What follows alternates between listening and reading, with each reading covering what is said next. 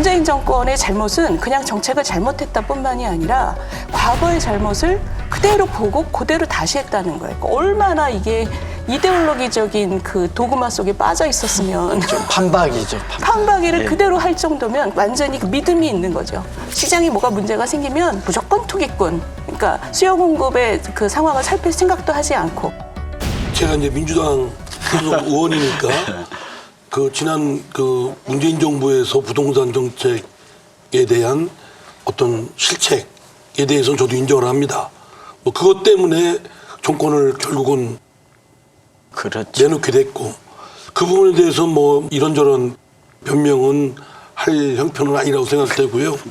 다만 이제 부동산 투기에 대한 것을 잡아야 되겠다라고 해서 이제 과도한 규제 또는 조세 부담 이런 것들이 결국은 귀착이 부동산가의 정가가 되고 그러다 보니까 폭등에 상당한 기여를 한 것 같거든요.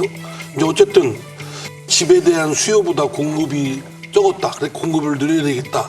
이런 거는 저희 당에서도 많이 주장하고 또 국민의힘이 주장하고 막 그러는데. 근데 왜 문재인 아니 정부가 잠깐만요. 제가 말씀 안 끝났습니다.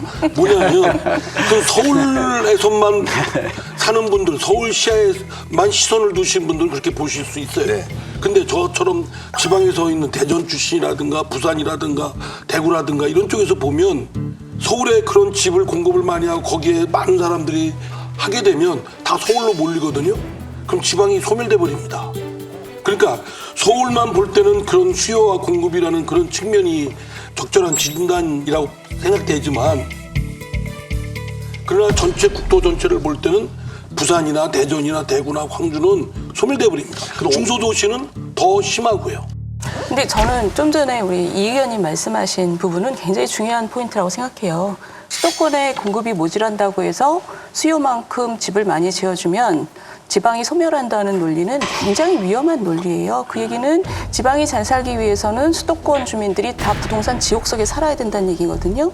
지방이 소멸하지 않기 위해서는 지방의 매력 포인트를 어떻게 살려줄 것인가를 고민해야 되고 그것은 정주 요건, 다시 말하면 교육 기반, 그다음에 복지 기반, 그리고 일자리 이거를 해결해서 그쪽에서 사람들이 살기 좋도록 만들어줘야지 수도권을 더 못 살게 해서 지방으로 사람을 끌어낸다. 이건 굉장히 위험한 논리고 사실 그게 민주당에서 많이 얘기하는 논리이죠. 근데 그것은 굉장히 진지하게 어떻게 하면 수도권과 지방이 윈윈할 수 있을 것인가를 우리가 고민해야 되는 문제라고 생각해요. 그건 이제 공자 말씀이고요. 공자 말씀은 대부분 맞아요.